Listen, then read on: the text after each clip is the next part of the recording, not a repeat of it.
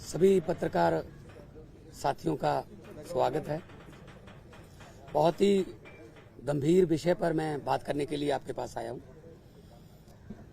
देश में जो माहौल चल रहा है, कई सालों से चल रहा है, जो एजेंसीज हैं उनको एक टूल की तरह, एक औजार की तरह, हथियार की तरह इस्तेमाल किया जा रहा है।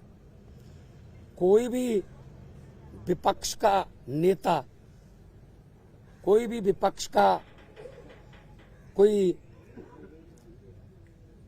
लीडर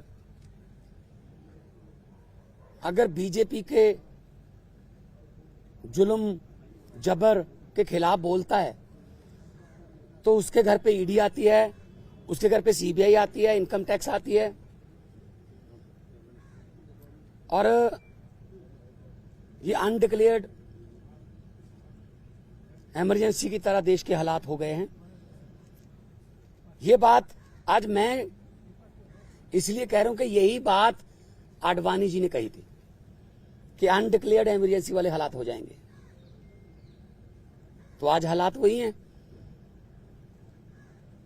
गवर्नर, जहां इनकी सरकार नहीं है वहां गवर्नर के जरिए, राज्यपालों के जरिए तंग किया जा रहा है।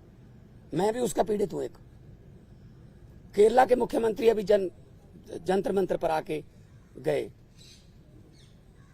तमिलनाडु के मुख्यमंत्री अपने गवर्नर से तंग है। उनका गवर्नर भाषण ही नहीं पढ़ता, उनका लिखा हुआ विधानसभा में जो पढ़ना होता है बजट सेशन में। ममता दीदी को हर रोज तंग किया जा रहा है। हेमंत सोरेन को गिरफ्तार कर लिया।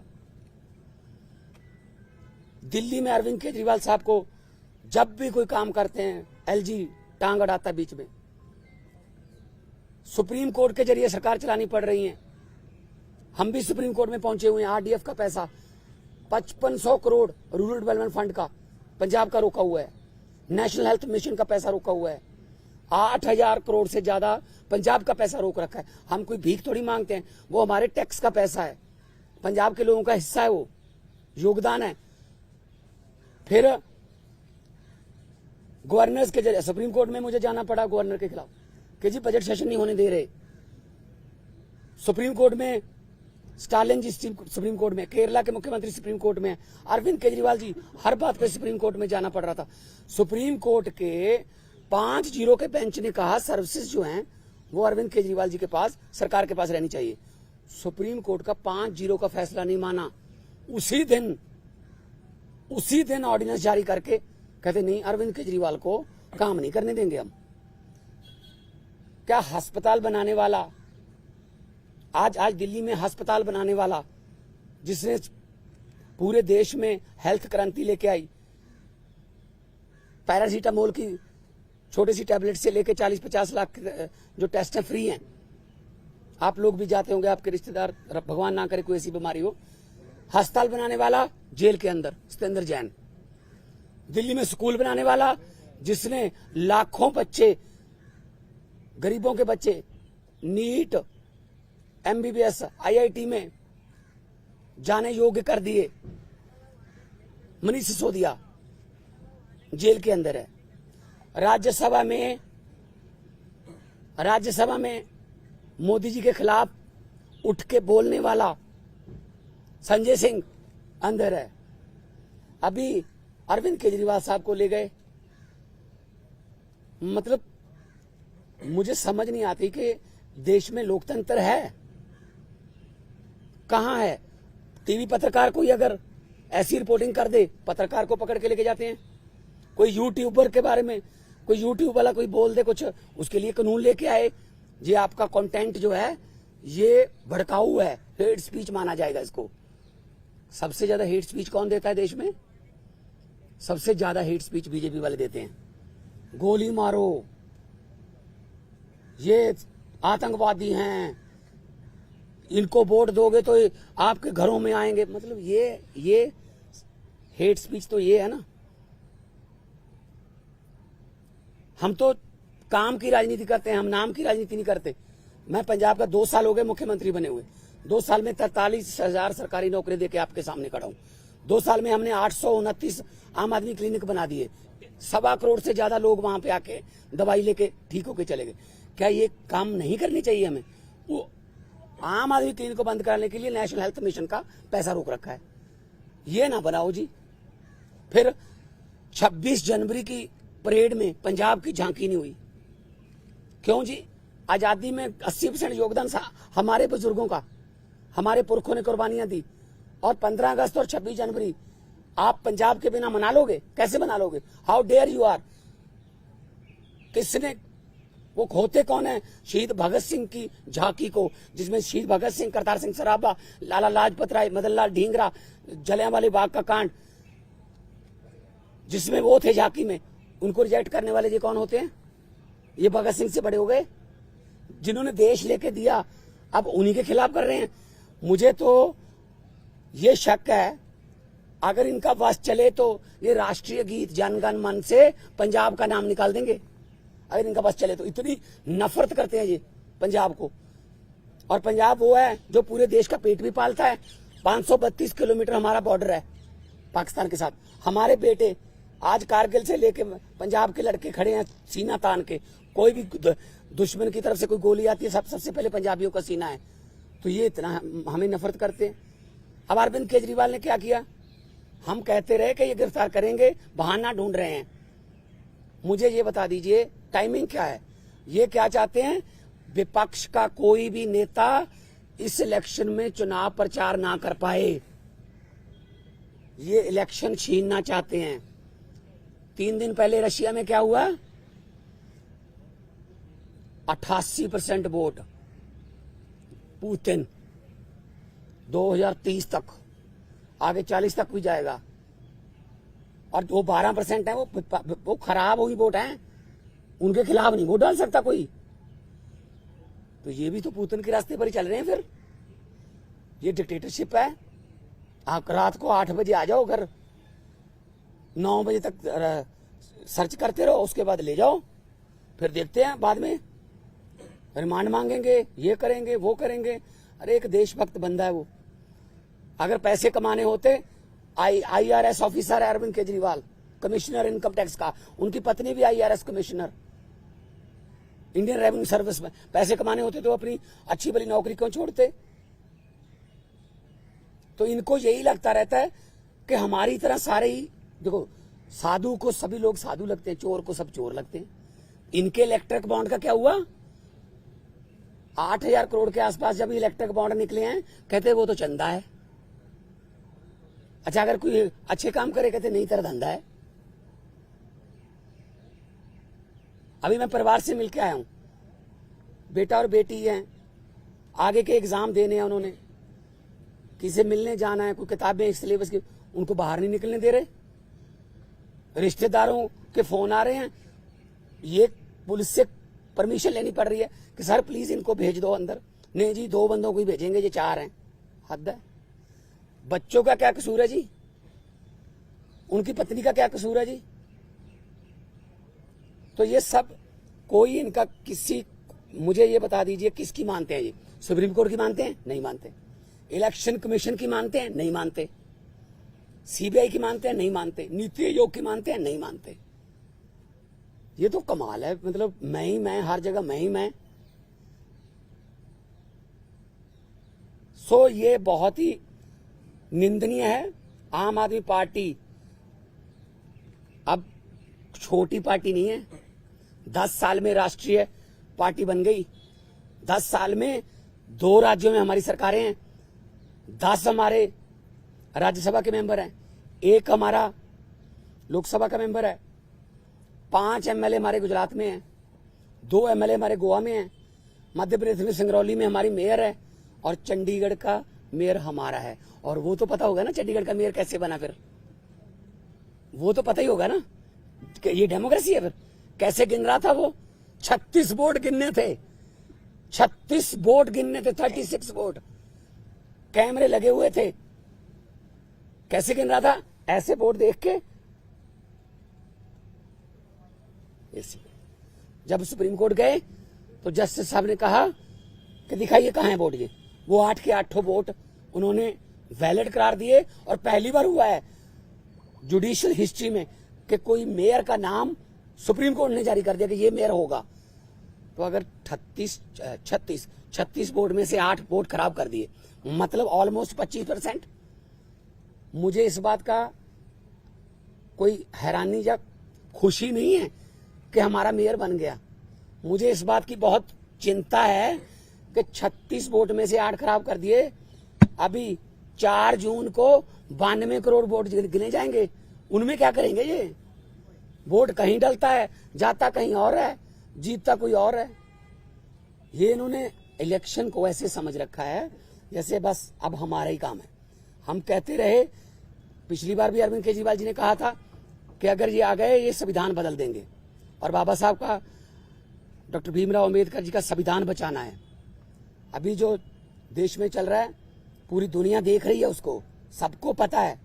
लेकिन ऐसे किसी पड़ोसी या किसी विदेशी राष्ट्रपति से कहलवा लेना कि you are the most famous prime minister of the world, और अभी किसानों की समस्या थी, हरियाणा के बॉर्डर पे रोक लिया। पत्रकारों ने मुझसे पूछा, मैंने कहा जी, वो कहते दिल्ली क्यों आते हैं किसान? मैंने कहा जी मोदी जी दिल्ली क्यों आए फिर अहमदाबाद छोड़ के?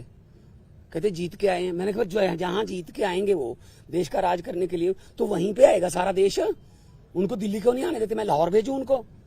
लाहौर से ज्यादा तारें लगा दी थी, लाहौर वाले बॉर्डर पे पाकिस्तान ने तार नहीं लगाई हुई, हमारे वालों ने लगाई हुई है, उनको क्या जरूरत है? कहते अपनी तरफ लगा लो। तो ये किसानों की समस्या तो हल नहीं करते। टीवी पे ऐड आती है, पापा यूक्रेन और रशिया का युद्ध रुकवा दिया मोदी जी ने। अच्छा, आप उनके युद्ध रुकवा सकते हो, अपने किसानों से बात नहीं कर सकते 200 किलोमीटर? कमाल है, हद है। ये डेमोक्रेसी नहीं है। मैं आपके जरिए, आपके टीवी कैमरों के जरिए करोड़ों लोगों को ये कहना चाहता हूं, आम आदमी पार्टी जो है वो चट्टान की तरह अरविंद केजरीवाल जी के साथ खड़ी है। अरविंद केजरीवाल को तो गिरफ्तार कर लोगे, उसकी सोच को कैसे गिरफ्तार करोगे? अरविंद केजरीवाल एक व्यक्ति नहीं है, अरविंद केजरीवाल एक सोच है। हम चट्टान की तरह उनके साथ, मैं भी अपना काम छोड़ के आया उनके लिए। उन्होंने जब दिया न्योता पूरे देश को कि अच्छी राजनीति करने के लिए मुझे अच्छे बंदे चाहिए, तो मेरे जैसे लोग, अगर मैं आर्टिस्ट था, फेमस आर्टिस्ट था, मुझे क्या जरूरत थी? मुझे भी बीच बीच में गालियां देते रहते हैं, बीजेपी वाले गालियां देते रहे, कांग्रेस। मतलब असल में क्या है, इनको दुख इस बात का है कि आम घरों से बेटे बेटियां जीत कर हमारी कुर्सियों पर क्यों बैठ गए, ये पंगा है। साहब, आप कह रहे हैं कि सीएम के तहत पार्टी और सरकार का दिल्ली में क्या होगा? मुख्यमंत्री बदले जाएंगे, पार्टी का चीफ बदले जाएंगे या वही रहेंगे? नहीं, पार्टी के ऊपर बड़ा संकट है। और कोई संकट नहीं है। पार्टी देखो, हम वो पत्ते नहीं जो शाख से टूटकर गिर जाएंगे। आंधियों को कह दो अपनी औकात में रहें। सो पार्टी कुछ नहीं हुआ, पार्टी और मजबूत होकर निकलेगी। मैं आपको कह रहा हूं कि अरविंद केजरीवाल एक व्यक्ति नहीं, एक सोच है। इतने 10 सालों में देश में करोड़ों केजरीवाल पैदा हो चुके हैं, उनको कहां गिरफ्तार करोगे? सारे बढ़ाएंगे हम मिलके। साहब, बीजेपी की तरफ से कहा जा रहा है कि पंजाब में आम आदमी पार्टी टूट जाएगी, यूनिट अलग हो जाएगा, दिल्ली में सरकार गिर जाएगी, इस तरह के स्पेकुलेशंस को। देखो भाई साहब, जब इनको सोचना ही इन्होंने दिन रात यही है, किसकी सरकार गिरानी है, किसकी तोड़नी है, किसके एमएलए खरीदने हैं, अभी तक यही तो करते आए हैं। जहां पे जीतते नहीं वहां खरीद लेते हैं, जहां पे इलेक्शन से नहीं जीते वहां बाई इलेक्शन से जीत जाते हैं। 30 बंदों से इस्तीफा ले लो, फिर बाई इलेक्शन करवा लो, हाउस की संख्या कम करके सुबह 4 बजे गवर्नर को जगा लो कि ओथ करवा, एक बार ओथ करवा। ये तो ट्रंप ने मेरे ख्याल में सलाह नहीं पहले मांगी होगी, वरना ट्रंप को भी पिछली बार ये ओथ दिलवा लेते कि एक बार तू ओथ ले, बाकी बाद में अमित शाह जी को भेज देंगे, वहां ठीक कर लेंगे। देखो